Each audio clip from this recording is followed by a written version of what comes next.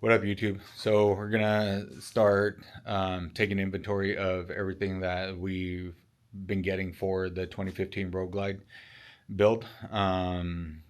Yeah, so I still got a couple parts coming in, still showing up, but I still wanted to showcase everything that I have right now and what's going to be getting done.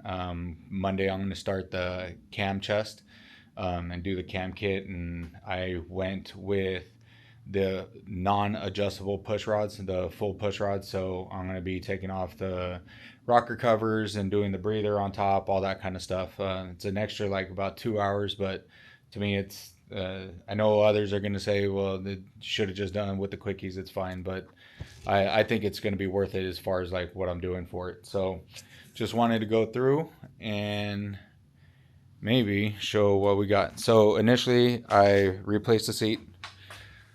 Got the Sly Fox. This thing's pretty rad. Love it. Um, did RWD rear suspension so far. And then we are going through what we got here. So fuelings, they're breathers for the top. Then of course their Reaper cam. Just absolutely looking forward to getting this thing in there. Can't wait to hear how it runs and sounds just with everything. It numbers, everything looks amazing. So can't wait for that. Of course, got their cam chest cover, stainless steel bolt kit. Went with the Trask cam chest cover, clear, so we could see that beautiful red, cam plates with the good and tight Tucker Speed riser bushings. And this piece of art, along with everything else that I'm doing, but this thing, wow, look at that thing. Ooh, shit. Went with the 1 inch drop to get me another inch higher on the bike without having to do the +2s on the front suspension. Of course, gauge extension. Went with the honeycomb original Garage Moto floorboards. Going to do the Mueller power clutch. Got the flow levers. Those are going to be nice. Then LA Choppers did the whole gauge relocation, all chrome. Man, I really love their the style on their risers. It's just super clean. I love it. Same with their just the handlebar grips. Went with the Sly Fox handlebar, all chrome, super nice. Got a chrome front rod, thrash and perch clamps, the flow oil filter. That one's going to be nice and better to run. One with some heavier duty spark plug wires, new spark plugs. Those are going to go in. This oil catch can from Marasso, that thing's going to be dope. The S&S teardrop, it's their like heavier breather, be able to take in more air. Man, that looks going to look great. Dakota Digital, that entire kit. Then we got the Rigid Clean Moto. Man, I am really looking forward to that bad boy. That thing's gonna be so nice. New chrome fork lowers, because the front RWD suspension's coming in. Went with Redline. So I'm going to do the primary, transmission, and then the motorcycle oil. And then I run Pro Lube in all of it. Some people, of course, everybody's got their opinion on the stuff of everything when it comes to an additive. I like the stuff. It's great.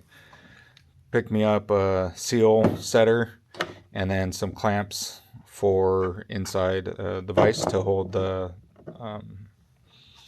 forks when I get done, and then of course the cam chest and bearing puller for doing the cams. And yeah, man. So this is it. She's gonna get starting worked on. I'm probably gonna pull the pipes here no, not tomorrow. I'll probably just wait till Monday to get started on everything, but I wanted to give a rundown on everything that I was going to be putting on the bike and then get her running. And of course, like, got a shout out to Hard to Kill Motorcycle Culture. Love the Frenchies. And then Tucker Speed, of course. Make power, not France. But yeah, man. Longer video, or not that long of a video, but just a quick rundown of what I'm going to be doing. And yeah, just talking about, I'm going to document the whole thing.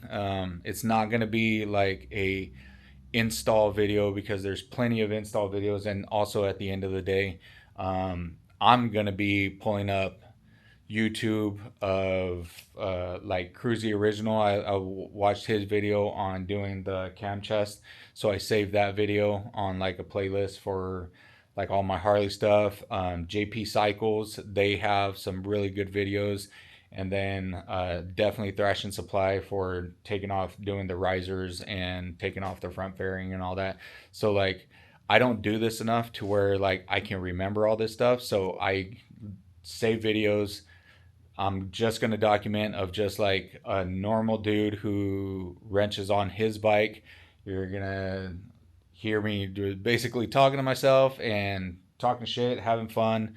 It might be a boring video. I don't know. It might just be something that, you can put on the background and just kind of listen to and see what I'm doing, because it's just, like I said, it's just, I don't do this every single day. I'm not going to be doing this again once I have this bike all set up. Like I won't have any reason to redo risers and all that kind of stuff. So it'll be a long time before I have to do any of this stuff again. So watching these videos from other people who do it often is going to be super imperative, and it's going to help me get me through if I got any questions or any stuff like that. But like, I've never pulled the rocker covers or gotten to the top of a motor like this. I've done the cam in my M8.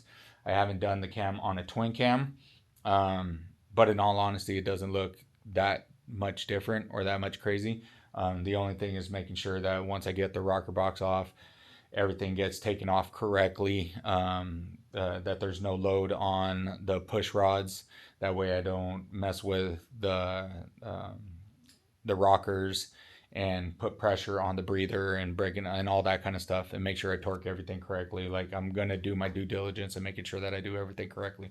But if anything, I would like that other people, if you're like worried about it, if you're whatever mechanically inclined, so much, is intimidating as the cam kit is, once you do it, it's not that bad. I mean, yeah, it's nerve wracking, like making sure that if you do the quickie push rods, that everything's been, that you've done the 4 turns and you did it while it's at top dead center, and then let it bleed down and all that kind of stuff. So yeah, other than that, as far as the job itself, it's not that crazy. It is intimidating, but I want you to know that like even you can do it. I'm like I said, I'm just a dude who likes to wrench on his bike. If I'm going to do it, I don't have the money to pay somebody to do all this. This is thousands on thousands of dollars. So I'm mechanically inclined. I can do it. I've worked on my other bike, and hopefully that you believe that you can do it too. But yeah, man, we're gonna show off what we're gonna be doing and go from there. Cool. See you guys soon.